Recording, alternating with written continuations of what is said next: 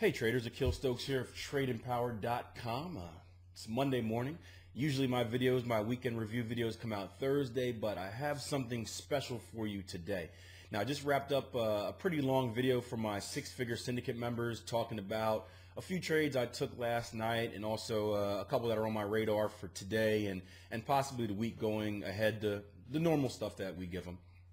But the first half of that video actually has some pretty good training on there, so I want to share it with you guys as well. So sit back, relax. It's a good trading idea it's a good trading lesson on some of the trades I took and the whys I took them, which is basically what we do inside the syndicate. It's not for you guys that aren't familiar, it's not just a signal service. It's not just me saying, hey, you should buy here, you should buy there. In fact, I don't encourage that you guys follow anything I say. Rather, it's my perspective, my view of the market, saying, hey, this is what I'm looking at. This is why I'm looking at it. This is where I'm looking to get long or short at, and this is where I would look for profits and stops at. Basically, my opinion. So it often produces, again, some very educational material. Not often, it always does. So sit back, relax, enjoy this video. Again, it's cut up from the first half of this morning's syndicate video. And as always, I will see you on Thursday for the weekend review.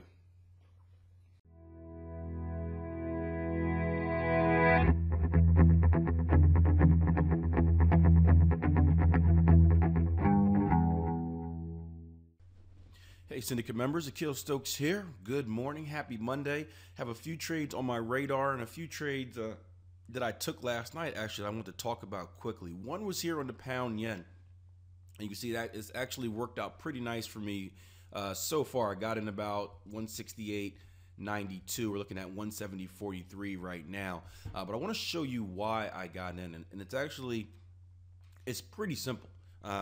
The first thing is just doing a basic analysis of structure, along with I'm not going to walk you through the higher time frame stuff, but you always want to take a look at the daily chart, and we can look at that. Well, don't worry about it. Anyway, look at the recent structure. We go swing high to swing low, so we create new structure low, outside return, new structure low. We then get an outside return. I guess it's not an outside return technically. We then get a new structure high right here. As soon as I see that new structure high, I'm on alert for a potential rotation in the overall trend. What happens after that? And we had our cipher pattern up here. For you guys that remember that was a very good winner. And we came all the way back down to retest our previous structure level right here. Now you can see I have, get rid of this. You can see I have a DSR level there, so dynamic support and resistance. We have a green, which is for major DSR, major structure. We have a blue, which is for minor structure as well. So we have a double DSR level. You can see this little thing right here, this little arrow. That simply means, if you're watching the Liberator videos, it may look familiar for trend change. Don't worry about the TC. I put that on there to basically notify me when the RSI goes overbought or oversold. So if it's oversold, I'll get a green arrow, meaning if it goes past 80, I'll get a green arrow, which you can see down here. If it goes above, or if it goes under 20, I'll get a green arrow. If it goes above 80, I'll get a red arrow. So just something to, again, make it easier for me so I don't have to keep checking the RSI and I can keep it down here. So the market went overbought or oversold, excuse me, in the DSR level. We had a potential rotation in trend. Here's the thing that really got me. Was watching this last night, and we have some divergence on the MACD as well. If I bring up my MACD here, we're gonna get on the RSI actually as well too. You can see equal lows here. We're gonna get at the time higher highs on the RSI and higher highs on the MACD. So a little divergence on both of those indicators as well. The thing that caught my attention was this bar right here, right in the middle. Boom, look at that. That tells me, and I always tell you guys to create a story in the market. Again, it sounds weird, but if you do it, it helps. At least it helps me out. Create a story. I always create a war story or a battle. When I see this bar right here, we see the market get pushed all the way down through that DSR level, past it. Think bear momentum, bear momentum, bear momentum.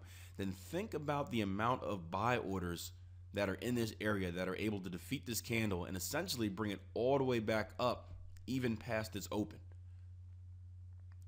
Think about that. The Bears made a push, got rejected.